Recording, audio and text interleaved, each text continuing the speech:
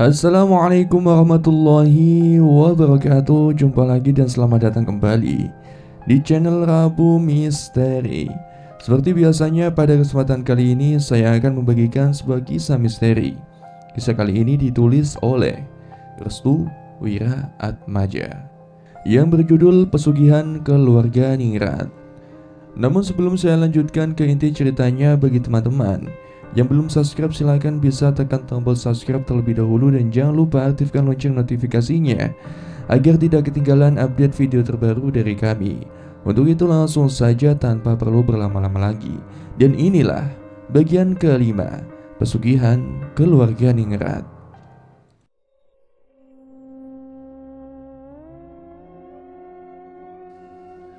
Kematian Mbak Ina adalah kematian yang sangat nyata akan apa yang memang direncanakan oleh keluarga Brotoseno dan juga keluarga Ningrat. Mereka yang tergabung dalam pesugihan ini benar-benar memperlihatkan dengan jelas dampak dan akibat.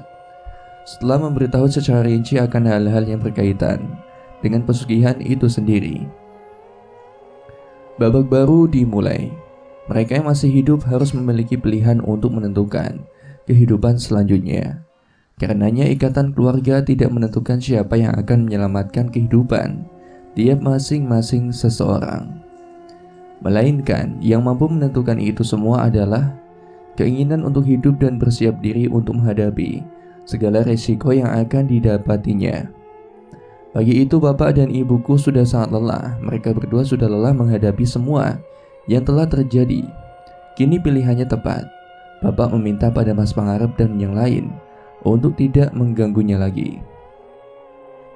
Dengan hal itu, bapak tidak lagi peduli dengan segala praktek pesugihan yang memang sedang dijalankan oleh masing-masing keluarga, baik dari keluarga Ningrat maupun keluarga Brotoseno. Setelah berada di pemakaman, bapak meletakkan kalung peninggalan Mas Sugeng tepat di dekat liang lahat. Ibu masih menangisi kematian kakaknya itu. Hanya dalam waktu yang singkat, dua orang keluarga Ningrat telah meninggal dunia. Bu, kita memang sudah seharusnya udah pergi dari sini. Jelas bapak. Kita mau kemana pak? Tanya ibu. Kemana aja bu, asalkan kita bisa hidup tenang. Tepat di belakang mereka Mas Pangarep dan juga Mbak Mawar sedang memandangi bapak dan ibu. Dalam hatinya tidak pernah ada penyesalan sama sekali terkait apa yang memang telah mereka lakukan. Kini hanya Mbak Neneng yang masih tersisa di pemakaman bersama dengan ibu dan bapak. Dari kejauhan Mas Pangarep dan juga Mbak Mawar sudah mempersiapkan diri untuk meninggalkan mereka yang masih ada di pemakaman itu. Keduanya tidak ingin menghabiskan waktu dan berkeinginan untuk segera memasuki mobil lalu meninggalkan pemakaman. Mesin mobil Mas Pangarep dan Mbak Mawar berbunyi. Suaranya memecah belah isakan tangis ibuku yang sedang bersedih. Pangarep, kau memang jahanam, ucap ibuku sembari memegangi perutnya yang mulai memasuki kehamilan yang ke-7 bulan. Mbak Neneng berjalan meninggalkan bapak dan ibu, namun bapak lebih dulu mengucapkan kalimat yang membuatnya terhenti. Apa langkahmu selanjutnya, Mbak? Aku sudah tidak memiliki kehidupan lagi. Yang aku pikirkan sekarang adalah bagaimana caranya aku bisa bertahan hidup, jelas Mbak Neneng. Ia pun kemudian meninggalkan bapak dan ibuku dengan jawaban yang sangat ketus. Sampai-sampai bapak masih mempertanyakan apa yang dimaksud dengan bertahan hidup yang diinginkan oleh Mbak Neneng. Mungkin Mbak Neneng akan bertahan hidup bersama dengan mereka di rumah itu? Entahlah. Setibanya di rumah, bapak dan ibuku segera memasuki kamar. Mas Pangarep dan juga Mbak Mawar sudah menunggu kedatangan bapak dan ibu. Arto, izinkan kami bicara sejenak untuk menjelaskan ini semua, ucap Mas Pangarep. Bapak hanya menengok ke arah Mas Pangarep lalu dia kembali memalingkan mukanya dan tidak berkeinginan sedikit pun untuk mengatakan sebuah kalimat pada Mas Pangarep. Begitu juga dengan ibu, mereka berdua segera membenahi semua barang-barang yang ada di kamar untuk selanjutnya pergi dari rumah yang serasa bagaikan neraka bagi orang-orang yang lemah. Setelah selesai membereskan semua barang-barang, bapak dan ibuku keluar dari kamar. Mereka melihat sisa dari keluarga Ningrat yang masih ada di rumah besar milik Nyi Edang itu. Mereka yang tersisa adalah Mbak Mawar, Mas Pangarep, dan juga Mbak Neneng.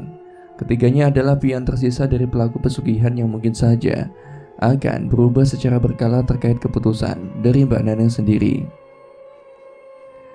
"Mau pergi kemana kalian?" tanya Mas Pangarep. "Apa urusanmu untuk menanyakan lakonku?" ucap bapak. "Begini Arto, kami berdua sudah tahu rangkaian rencana kalian semua.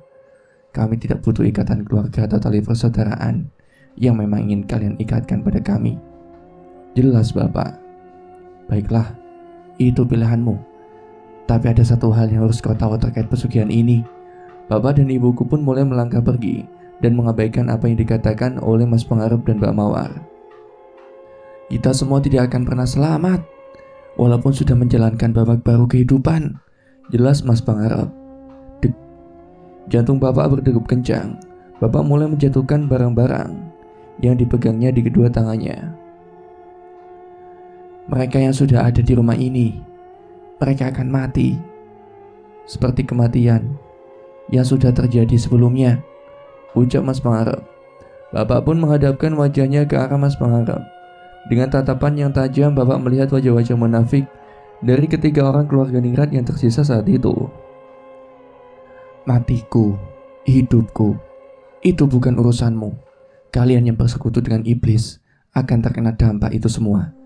Mereka terdiam saat bapak mengatakan dengan lantang apa yang menjadi isi hatinya. Wajah polos Mbak Neneng juga semakin tertekan akan hal itu. "Aku tidak peduli lagi siapa kalian. Kelak jika anakku lahir, aku tidak akan memberitahu hal ini kepadanya. Ini adalah aib terbesar dari keluarga orang-orang yang memiliki garis keturunan tinggi di antara orang-orang lainnya," ucap bapak. Mbak Neneng pun terkejut mendengar hal itu. Dia lalu memandangi wajah bapak sembari mengucapkan sesuatu. "Aib?" Bapak mencoba menenangkan diri. Ia kembali mengangkat barang-barang itu dan perlahan melangkahkan kaki untuk keluar dari rumah. Namun sebelum itu, entah 15 tahun yang akan datang, kita akan tahu siapa yang bertahan hidup dan siapa yang akan hancur duluan. Itu adalah perkataan terakhir dari bapakku untuk meninggalkan rumah itu. Bapak dan ibu memilih untuk pergi meninggalkan keluarga ningrat dan membangun kehidupan barunya di sebuah desa yang lokasinya jauh dari jangkauan keluarga ningrat dan keluarga Brotoseno. 3 bulan kemudian ibu melahirkan anak pertama. Anak pertama dari keluarga ibu diberi nama oleh bapakku dengan nama Rahardian Artonegoro. Anak pertama yang dilahirkan dari keluarga ningrat ini benar-benar menjadi dobrakan baru bagi keluarga. Bapak dan ibuku sangat menjaga Mas Rahardian dari segala hal-hal yang memang ingin mencelakainya.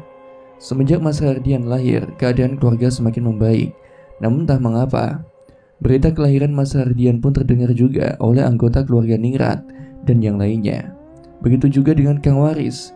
Dia sendiri sudah memperkirakan jika kelahiran dari Mas Rahardian ini dipenuhi dengan banyaknya ancaman yang diberikan oleh orang-orang luar, termasuk dari keluarga ningrat sendiri. Hingga pada suatu hari, hal yang mengejutkan pun terjadi saat dimana ibuku sedang menggendong Mas Rahardian di depan rumah.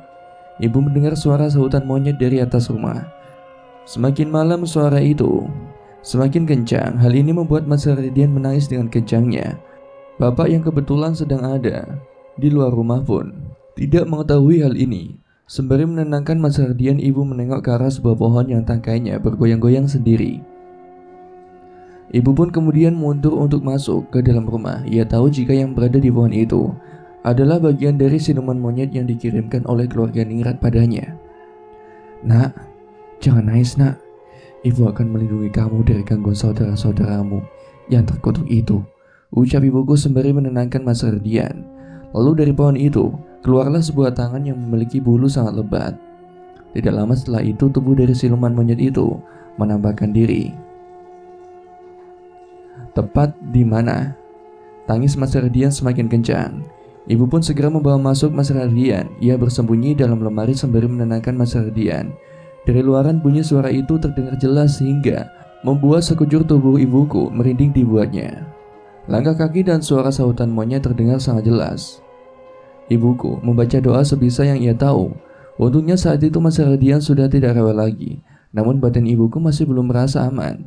Dia merasa ada sesuatu yang berada di atas lemarinya, hingga membuat bagian atasnya berbunyi, seperti ada sesuatu yang mendudukinya. Tak lama kemudian bunyi gamelan berbunyi. Ia terkejut mendengar hal itu. Ia tidak mengerti jika kedatangan mereka adalah sekaligus untuk melakukan ritual penumbalan.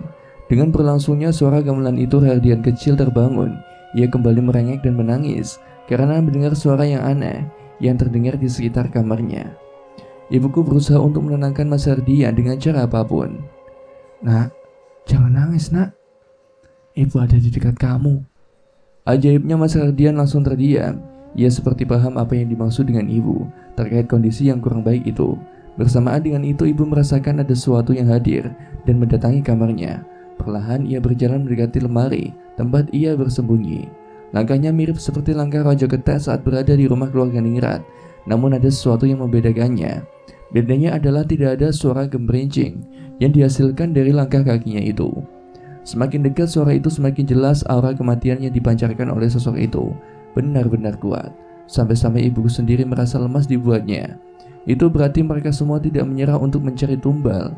Sebagai tumbal berikutnya yang notabene masih memiliki hubungan darah dengan keluarga Ningrat. Dan benar saja, sosok itu berdiri tepat di depan lemari. Ibu mencoba untuk tenang agar sosok yang dimaksud itu tidak menemukannya. Namun tidak berselang lama, sosok itu menyadari sesuatu. Ia menyadari jika ada seseorang yang akan datang ke rumah. Karenanya siluman monyet itu langsung berlari dan meninggalkan kamar ibuku. Ibuku menghela napasnya. Ia kemudian perlahan keluar dari lemari. Namun saat dirinya baru saja keluar, pandangannya langsung terarah pada sosok yang sedang berdiri di luar kamar. Dia adalah Jin Kalaireng, kiriman dari Raden Angkoro. "Kenapa kau selalu mengusik keluarga kami?" ucap ibu sembari meneteskan air mata. Jin Kalaireng itu hanya memandangi ibuku dengan pandangan yang mengerikan. Sorot matanya yang merah membuat ibuku semakin takut akan sosok yang satu ini. Namun tak lama kemudian, Jin Kalaireng itu juga pergi meninggalkan rumah. Ia menyadari akan ada sesuatu yang mendatangi rumah. Tubuh ibu langsung melemas. Ia menahan tubuhnya agar tidak ambruk, juga tidak membangunkan Mas Herdian kecil yang sudah tertidur.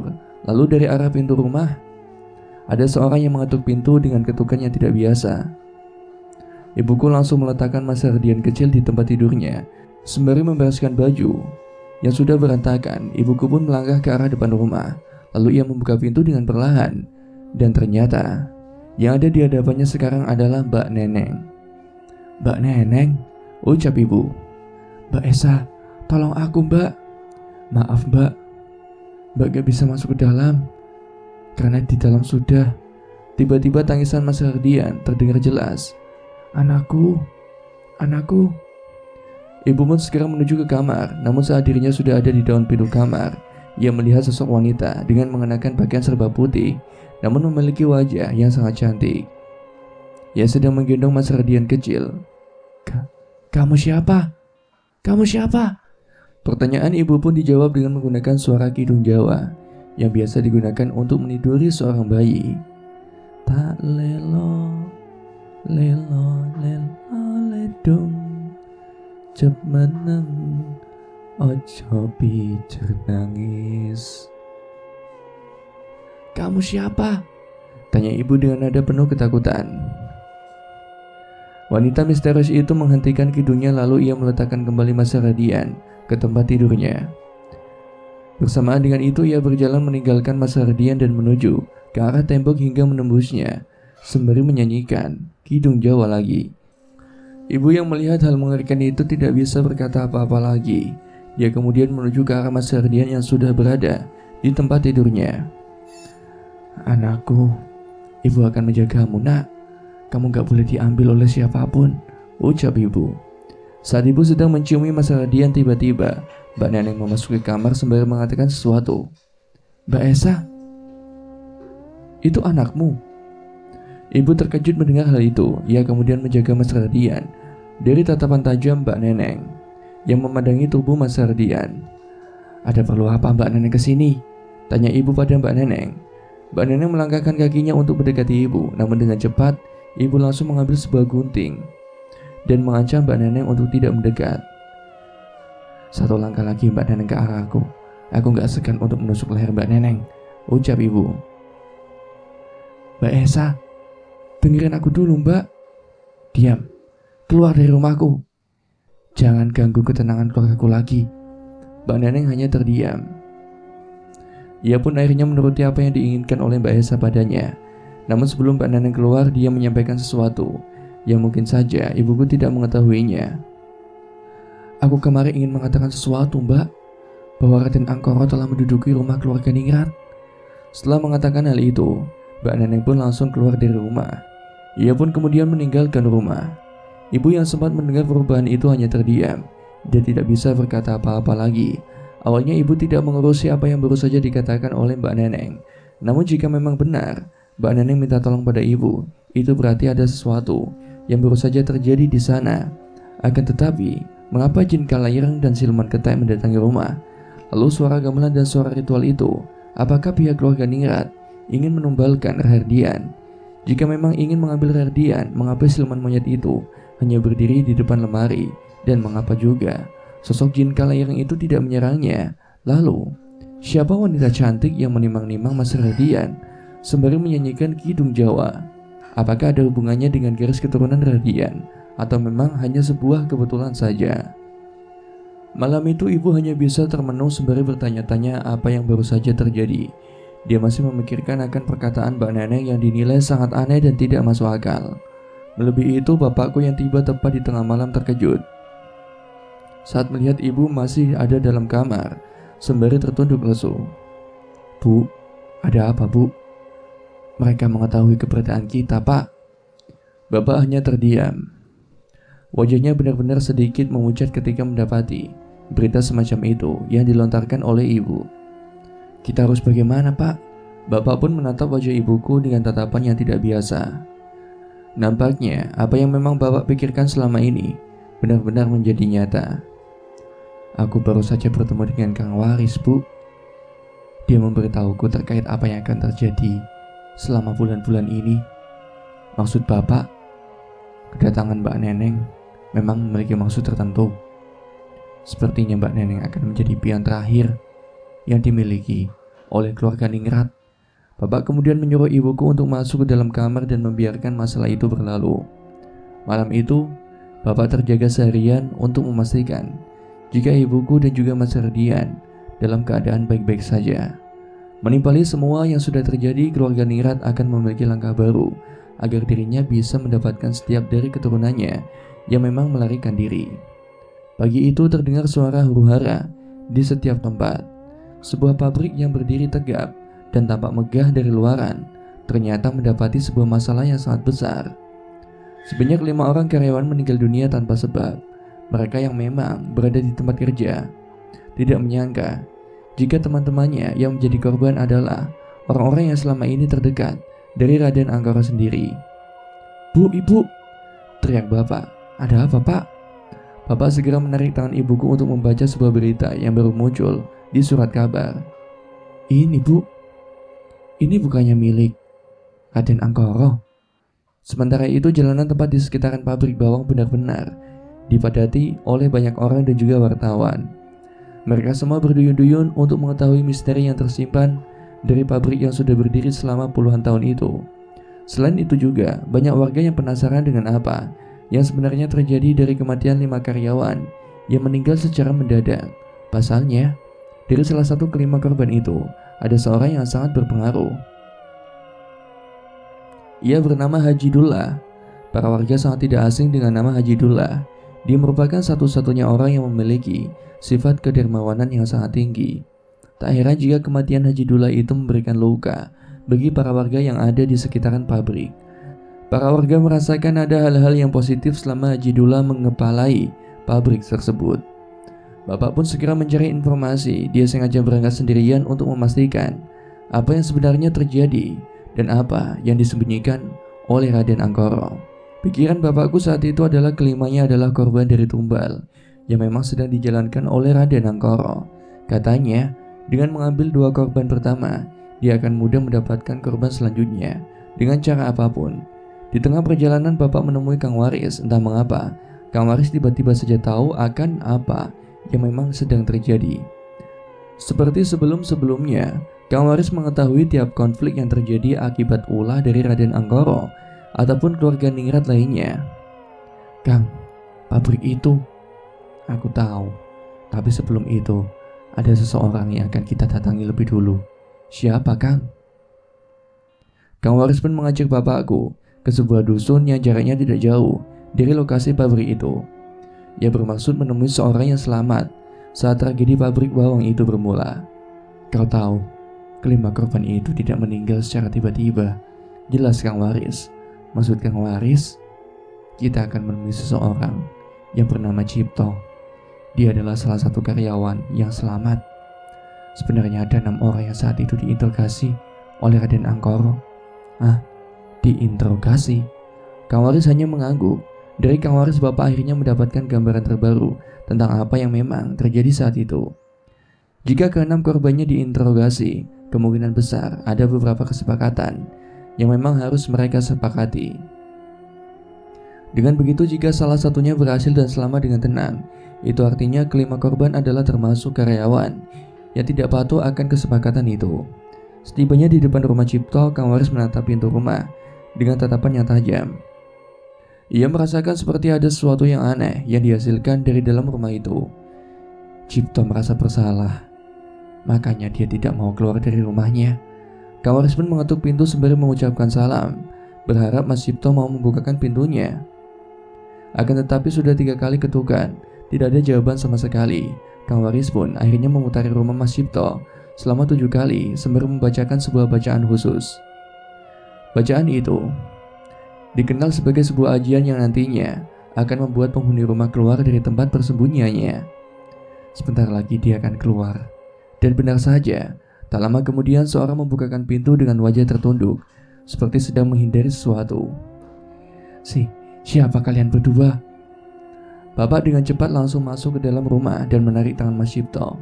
Kang Waris mengetahui apa yang direncanakan oleh bapak.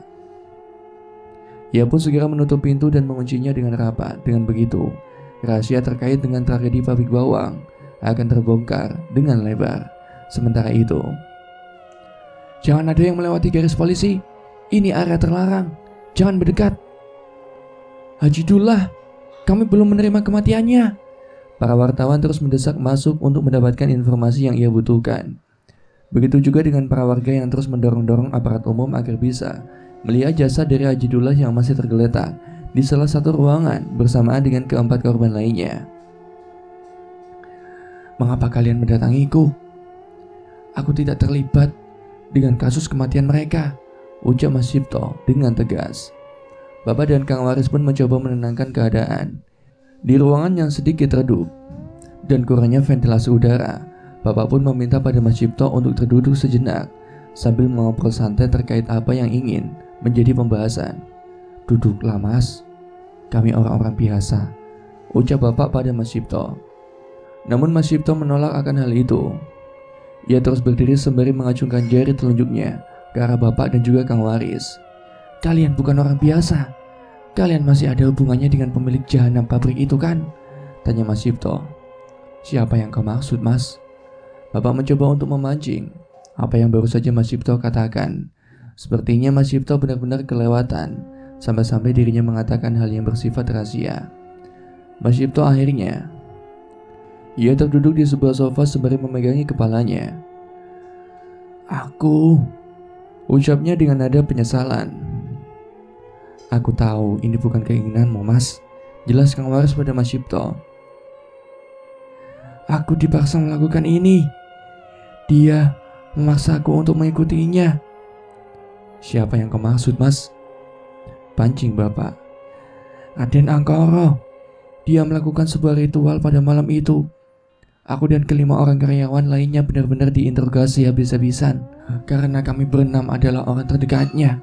Mengetahui hal itu, Bapak pun sedikit terkejut. Bapak langsung menghadapkan wajahnya ke arah Kang Waris yang sedari tadi terdiam sembari memandang wajah Mas Cipto dengan tatapan yang penuh dengan penasaran. Jelaskan lebih rinci apa ritualnya, Mas. Mas Cipto pun terdiam, dia seperti menolak dengan apa yang Kang Waris katakan. Aku tidak bisa katakan hal itu, jelas Mas Cipto. Kang Waris menundukkan kepalanya, lalu tangannya menuju ke arah Mas Cipto, seperti memberikan ancaman. Kau tahu kan, apa yang membuatmu menjadi longgar, hingga kedua tanganmu refleks membuka pintu rumahmu. Tiba-tiba, tatapan Kang Waris berubah menjadi sangat tajam. Ia langsung membacakan sebuah mantra khusus yang bertujuan untuk menundukkan lawannya. Bersamaan dengan itu, hal yang mengejutkan pun terjadi pada Mas Cipto. Dia berteriak ketakutan seperti ada sesuatu yang menghantui pikirannya. Kang, ada apa Kang? Aku sengaja mengendalikan pikirannya agar dia mau membongkar lebih dalam terkait tragedi pabrik bawang itu. Mas Cipto pun kembali memegangi kepalanya. Ia seperti merasa tertekan apa yang telah Kang Waris tanam pada pikirannya itu. Bongkar tragedi itu, atau kau akan tenggelam dalam ketakutan itu sendiri. Baik-baik, aku akan membongkarnya. Kang Waris pun kembali menggenggam tangannya sembari menunggu apa yang ingin dikatakan oleh Mas Cipto. Ritual itu sangat mengerikan. Mereka yang tidak menuruti permintaan Raden Angkoro akan disuruh bertelanjang bulat sembari memukul-mukuli kepalanya ke lantai. Lalu, tidak lama kemudian, dia datang. Dia? Siapa? Sosok siluman Rojo Ketek. Begitulah yang dikatakan oleh Raden Angkoro. Kang Waris pun langsung menghentikan pembahasan itu. Tiba-tiba kepala dari Mas Cipto seperti ditusuk-tusuk oleh sesuatu. Ada apa, Kang? Ada orang lain di balik tragedi ini, jelas Kang Waris. Siapa, Kang? Mas Cipto pun berteriak kesakitan sembari memegangi kepalanya. Sepertinya kasus yang sama akan terjadi ketika seseorang yang membeberkan rahasia yang telah diketahuinya ketika Raden Angkoro sendiri menjadi pelaku dari hal ini. Sama seperti Mbak Ina, Mas Cipto pun ditanam sesuatu oleh Raden Angkoro. Siapapun orangnya yang memang ingin membongkar lebih dalam rahasia dari ritual itu, dia akan terkena imbasnya. Kang, tolong hentikan Kang. Dia mulai memukul-mukuli kepalanya sendiri. Ambilkan aku air, lalu isikan garam. Bapak pun dengan cepat berlari ke arah dapur. Dia segera mencari air dan juga garam yang berada di dapur itu. Namun saat dimana Bapak ingin mengambil garam, tiba-tiba dari hadapan Bapak sudah muncul jin kalairang seperti yang pernah dilihatnya di rumah keluarga Ningrat. Jin itu muncul bersamaan dengan rasa sakit yang dirasakan oleh Mas Cahyo. Apa maumu? Sembari meremas-remas garam yang sudah ia pegang, jin kalairang itu kemudian berbalik ke arah dan menghilang sembari menembus tembok.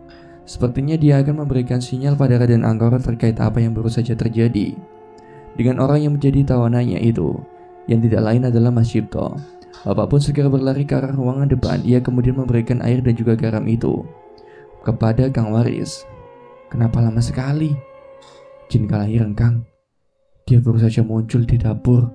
Sialan, rencana kita ketahuan. Kang Waris pun segera menaburkan garam ke dalam gelas. Lalu ia menyipratkan ke bagian kepala Mas Cipto. Tak lama kemudian Mas Cipto pingsan dan terbujur kaku di sofa. Apa langkah selanjutnya, Kang? Raden Angkoro itu tidak bekerja sendirian. Ada pihak lain yang memang sedang merencanakan rencana besar bersamanya.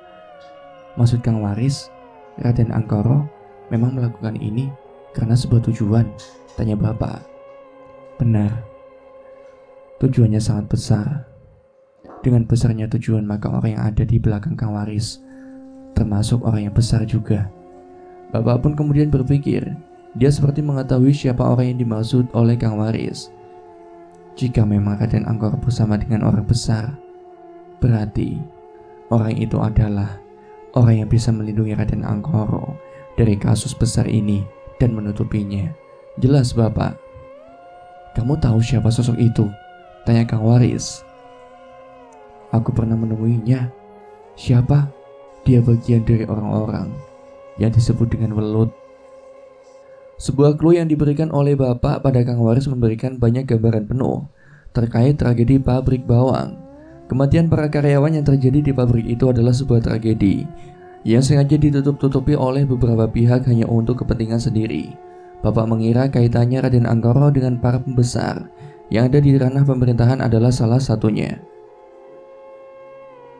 Dengan menutup-nutupi apa yang memang direncanakan oleh Raden Angkoro, Semuanya ada sangkut pautnya dengan tangan-tangan orang-orang pemerintahan. Para karyawan yang sedikit tahu tentang latar belakang kejadian itu sengaja dibungkam mulutnya dengan diberikan sebuah ancaman yang berkelas hingga menargetkan dirinya sendiri sebagai tumbal selanjutnya jika memang apa yang memang mereka ketahui menjadi bocor dan diketahui oleh banyak orang. Mas Cipto adalah salah satunya. Memang tidak banyak karyawan yang mengetahui akan hal itu, namun bagi mereka yang mengetahui langkah-langkah dari tragedi mengerikan itu, memang harus rela untuk melepas diri dari pabrik ini dengan cara melarikan diri atau resign secara tidak wajar. Namun apa yang memang sudah dijelaskan oleh Mas Cipto adalah sebuah bukti bahwa praktek pesugihan yang tiada hentinya kini meramban kepada masyarakat umum yang tidak berdosa sekalipun. Salah satunya adalah Haji Dullah. Dia yang termasuk bagian karyawan yang paling disegani oleh masyarakat sekitar harus tutup usia ketika penginterogasian itu berlangsung. Dan siapa yang sudah dipaparkan oleh Mas Cipto, hanya dirinya lah yang setuju dengan apa yang direncanakan oleh Raden Anggoro untuk jalannya semua keinginan yang telah ditetapkan olehnya. Berlanjut pada kemunculan jin kala ireng yang menjadi patokan utama jika Mas Cipto sendiri sudah ditempeli oleh ingon-ingon milik Raden Anggoro jika memang apa yang telah diketahuinya menjadi bocor. Beruntung Mas Cipto masih bisa diselamatkan oleh Kang Waris dan juga Bapak. Akan tetapi itu semua merupakan awal petaka dari apa yang memang direncanakan oleh Raden Anggoro. Dia sengaja menarik pelatuk lebih dulu agar tembakannya tidak terdengar. Di saat senjata menghasutnya sudah mulai dikendalikan, Mas Cipto adalah umpan bagi Raden Anggoro untuk mengetahui keterlibatan dari Kang Waris dan juga Bapak. Dia sengaja menyisakan satu orang untuk selamat agar Raden Anggoro sendiri mengetahui sejauh mana keterlibatan antara Kang Waris dan juga bapakku yang masih tetap mengganggu seluruh rangkaian rencana dan juga ambisinya. Hari itu Kang Waris dan juga bapakku pulang lebih dulu. Mereka berdua rehat sejenak dari apa yang ingin mereka lakukan untuk bisa menghentikan Raden Anggoro. Dari kasus yang telah terjadi, Kang Waris memiliki sebuah pandangan baru terkait rencana Raden Anggoro selanjutnya. Jika memang itu sesuai dengan apa yang direncanakan Raden Anggoro, Kang Waris bisa menyimpulkan beberapa poin penting. Di antaranya adalah Raden Anggoro akan bersembunyi di balik orang-orang pemerintahan agar kasus dan tragedi ini dapat diselesaikan. Yang kedua, dia sengaja membuka kartu pertamanya, yang tidak lain adalah Mas Cipto, agar Kang Waris dan Bapak bisa diketahui keberadaannya setelah menghilang selama 3 bulan lamanya. Yang ketiga, lalu Raden Anggoro akan serasa gerilya memberikan dobrakan baru untuk Bapak agar tidak ikut campur terhadap apa yang selama ini Raden Anggoro dan keluarganya rencanakan. Yang keempat, Raden Anggoro akan mematikan kartunya untuk mencari kartu lain yang tidak lain dan tidak bukan adalah orang penting dari pemerintahan. Dan yang kelima, Raden Anggoro akan menjadikan orang itu sebagai bonekanya agar bisa menguntit siapa saja orang-orang yang sangat menghalangi segala ambisinya. Itu berarti kehadiran Mas Cipto adalah pengalian dari apa yang selama ini mereka tutup-tutupi. Jika memang Mas Cipto membuka semua apa yang diketahui, maka Mas Cipto sendiri akan menanggung sebab dan akibat terkait apa yang ia lakukan.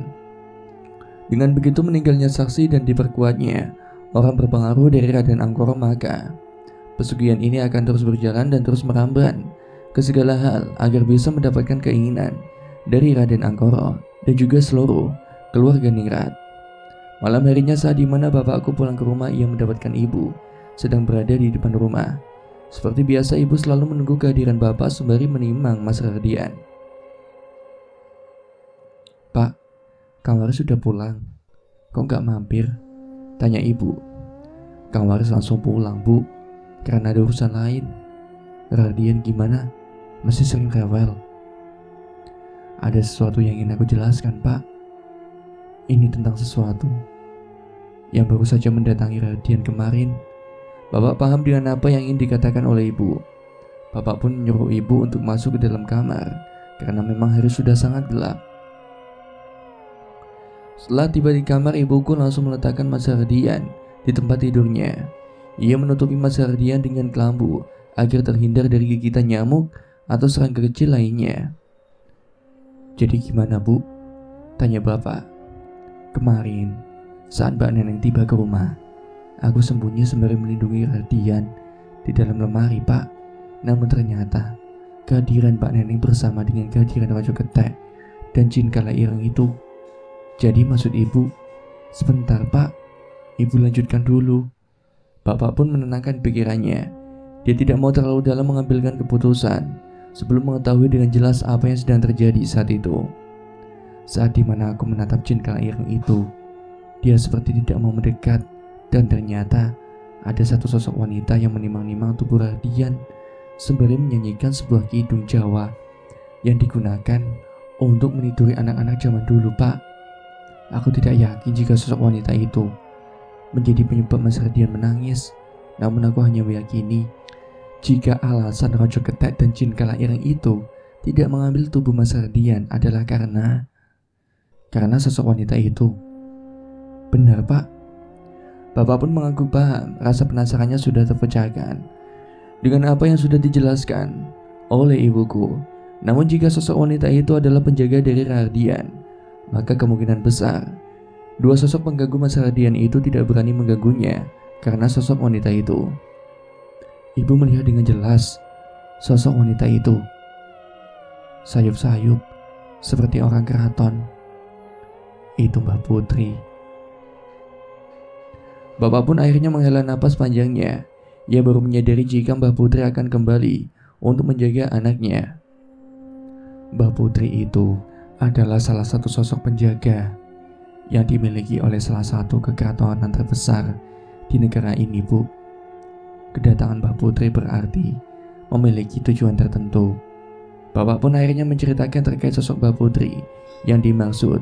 Sembari menatap Radian, Bapak kemudian menjelaskan secara seksama.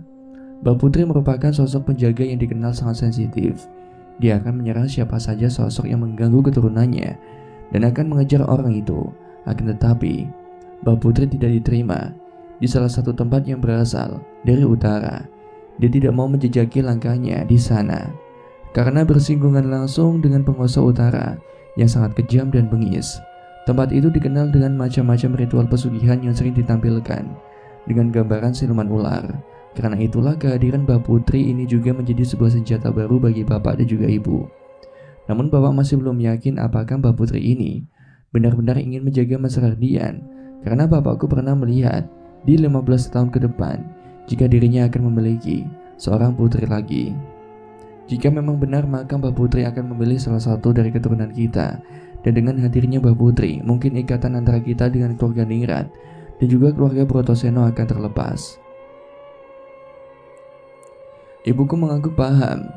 Sembari memperhatikan Radian kecil, ia semakin tahu akan siapa-siapa yang nantinya akan terus berjuang untuk menghentikan praktek pesugihan yang konon katanya akan terus berlangsung sampai 15 tahun ke depan. Malam itu Bapak menyuruh ibuku untuk tertidur.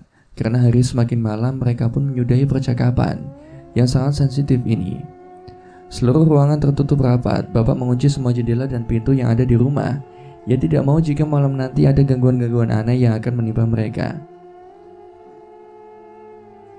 Tepat di saat dimana bapakku tertidur, ia bermimpi aneh. Bapak disuruh memilih 2 tunas kelapa yang ada di hadapannya itu. 2 tunas kelapa ini merupakan gambaran dari masa depannya dan bisa diartikan juga sebagai anak-anaknya kelak. Bapak pun akhirnya memilih sebuah tunas kelapa yang berwarna emas dan masih sangat muda. Entah mengapa tunas kelapa ini sangat menarik di matanya. Selain memiliki warna yang emas, tunas kelapa yang satu ini menghasilkan kilauan cahaya yang mampu menerangi kegelapan malam. Saat Bapak selesai memilih, ia pun akhirnya diberitahu akan gambaran-gambaran yang akan terjadi di masa depan. Gambaran-gambaran itu bersifat seperti sebuah lelakon, gambaran perjalanan hidup yang harus dijalankan oleh Bapak selama menjalani kehidupannya. Di antara gambaran itu, Bapak akhirnya menyadari jika kehadiran Mbak Putri benar-benar ada dan melindungi salah satu dari 2 anaknya kelak. Pagi harinya Bapak kesiangan. Dia dibangunkan oleh ibu tepat jam 6 pagi saat matahari sudah benar-benar memunculkan sinar hangatnya. Namun dibangunkan Bapak bukan tanpa alasan. Bapak kedapatan seorang tamu yang ibu sendiri tidak mengetahui siapa tamu itu. "Pak, bangun Pak." "Astagfirullah, jam berapa sekarang Bu?" "Jam 6 Pak, ada tamu itu Pak." "Tamu? Siapa?" tanya Bapak. Ibu hanya menggeleng-gelengkan kepala. Bapak pun menyuruh ibu untuk diberikan minum dan makanan terlebih dahulu. Ia baru mengqadha sholat subuhnya karena waktunya sudah benar-benar lewat. Saat selesai sholat, bapak pun keluar dari kamar. Ia kemudian mengganti bajunya dan bersiap untuk menyambut tamunya itu, yang sudah menunggu 15 menit lamanya. Namun setelah bapak keluar rumah, ia terkejut saat mendapati tamunya itu. Mas Cipto? Mas Cipto pun langsung menyelami tangan bapak. Namun bukan kedatangan Mas Cipto saja yang membuat bapak terkejut. Akan tetapi bentukan dari perut Mas Cipto lah yang membuat bapak kaget hingga tidak bisa berkata apa-apa. Mas, perutnya kenapa? Begini mas, perut Mas Cipto tiba-tiba membengkak seperti orang hamil. Bapak kemudian kebingungan saat melihat perut Mas Cipto yang dalam hitungan hari saja sudah membesar. Malam tadi mereka menyerangku mas, ucap Mas Cipto dengan wajah yang penuh ketakutan. Mereka? Siapa mas? Raden Anggoro dan anggota pemerintahan. Duk, bapak langsung teringat sesuatu. Ia langsung mengingat siapa saja orang yang tergabung dan berada di balik sosok Raden Anggoro. Malam itu aku didatangi oleh sosok jin hitam. Ia marah pada aku. Lalu aku ditumpahi air yang ia bawa dengan menggunakan kendi. Saat air itu tumpah, tiba-tiba perutku langsung kambung. Dan pagi harinya entah mengapa perutku langsung membuncit dan membesar seperti ini mas. Bapak pun terkejut mendengar pengakuan dari Mas Cipto. Dia kemudian meminta Mas Cipto untuk menjelaskan secara detail apa yang terjadi saat malam itu tiba. Aku sendiri merasa takut mas. Aku yang di sini sebagai pendatang harus menerima semua yang dibicarakan oleh Raden Anggoro. Namun semuanya bersinggungan dengan kata hatiku. Tolong mas, selamatkan aku. Aku tidak mau menjadi tumbal berikutnya mas. Tolong. Mas Cipto pun memohon-mohon sembari memegangi tangan bapak. Ibu yang melihat hal itu merasa kasihan dengan Mas Cipto. Ternyata apa yang dikatakan oleh Kang Waris memang benar adanya. Raden Anggoro berencana untuk mengeluarkan kartunya. Lalu dia juga akan melenyapkan sendiri untuk bisa menghilangkan semua saksi atas segala kejahatan yang ia perbuat. Mas, apa ada sesuatu yang dikatakan oleh Raden Anggoro atau jin kala iring itu pada jenengan? Tanya bapak.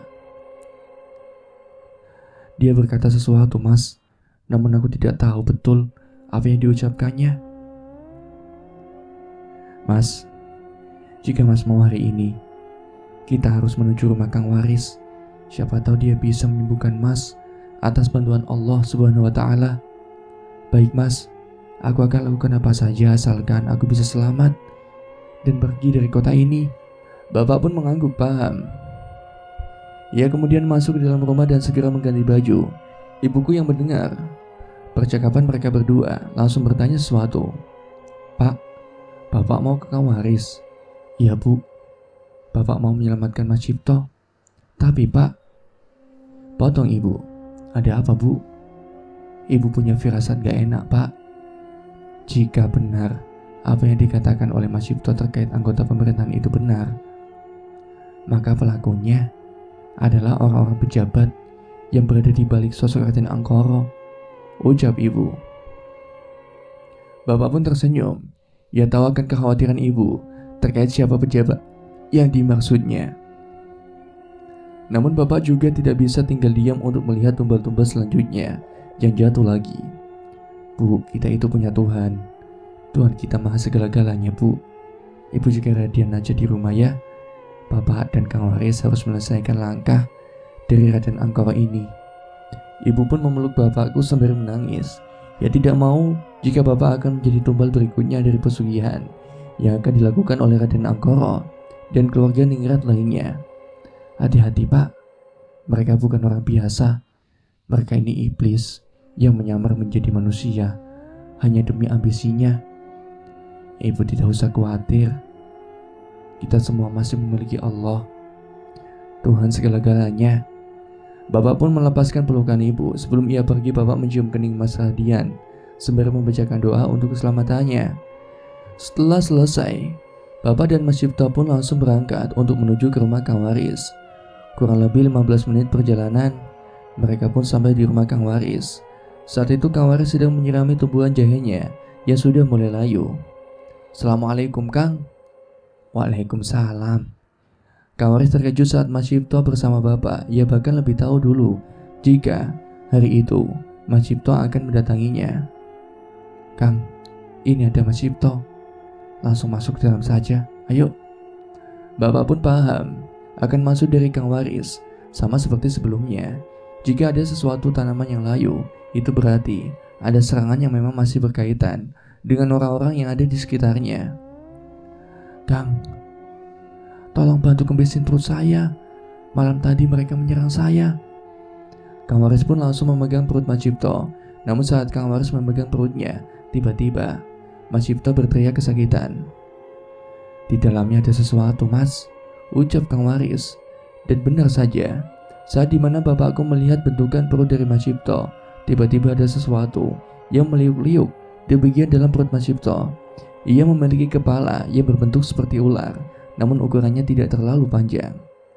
Usut demi usut saat jin kalaireng itu menumpahkan air ke perut Mas Cipto, ternyata itu bukan air sembarangan. Air itu merupakan air penyakit yang biasanya digunakan untuk menyerang seseorang dengan cara mematikannya lewat bagian dalam organ tubuh. Mas Cipto langsung dibawa ke dalam ruangan khusus yang biasa digunakan untuk meletakkan pasien yang kadang meminta bantuannya. Bapak hanya menunggu di luar ruangan tersebut. Ia penasaran dengan apa yang akan dilakukan oleh Kang Waris saat ada sesuatu yang menjenggal dan menyerang Mas Cipto. Saat Kang Waris telah melakukan sesuatu ke perut Mas Cipto, tiba-tiba Mas Cipto berteriak sangat kencang yang merintih kesakitan karena ada sesuatu yang keluar dari bagian anusnya.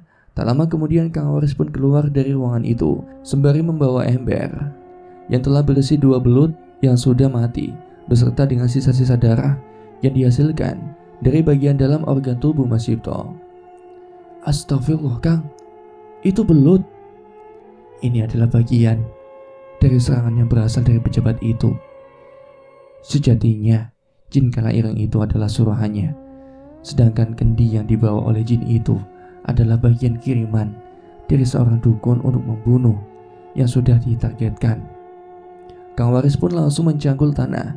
Ia kemudian mengubur 2 belut yang sudah mati itu beserta dengan sisa-sisa darahnya yang sangat amis baunya. Setelah dikubur, Kang Waris pun kembali masuk ke dalam ruangan itu. Ia kemudian meminta pada bapak untuk masuk juga agar bisa melihat keadaan terbaru dari Mas Cipto. Dan saat bapak masuk ke dalam kamar itu, bapak terkejut saat melihat kondisi dari perut Mas Cipto sudah mengecil dan benar-benar kempes seperti sedia kala. Tak lama kemudian Kang Waris pun menanyakan sesuatu pada bapak. Namun baru kali ini ada pertanyaan yang sedikit penuh dengan amarah. "Atau siapa nama pejabat itu?" tanya Kang Waris pada bapak. "Maksud Kang Waris, pejabat yang pernah aku temui sewaktu berada di rumah keluarga Ningrat?" "Iya, Lingga, Mas. Namanya Lingga." Kang Waris pun langsung terdiam. Ia kemudian menatap lampu kamarnya yang tiba-tiba saja menjadi menyala dan meredup kembali. Bapak yang mengetahui hal itu langsung merinding seketika. Ia merasakan pancaran energi yang sangat besar dari tubuh Kang Waris. "Dia adalah pejabat yang sangat mengerikan," ucap Kang Waris pada bapak. Apa yang akan dilakukan oleh Kang Waris setelah mengetahui perpaduan serangan yang menyerang Mas Cipto yang ternyata adalah berasal dari Raden Anggoro dan juga seorang pejabat yang bernama Lingga? Akankah Kang Waris menghentikan Pak Lingga? Lalu bagaimana dengan Raden Anggoro? Apakah Kang Waris mampu menghentikan keduanya seorang diri? Lalu bagaimanakah dengan nasib Mas Cipto yang terkena serangan dari jin kalaireng dan juga air kendi kiriman dari orang dukun yang ditumpahkan oleh jin kalaireng itu? Atas perintah dari Pak Lingga dan Raden Anggoro, akankah saksi dari tragedi pabrik bawang ini akan mati? Ataukah akan membongkar lebih dalam akan kasus yang ditutup-tutupi ini? Jangan kemana-mana, kita lanjutkan di episode selanjutnya.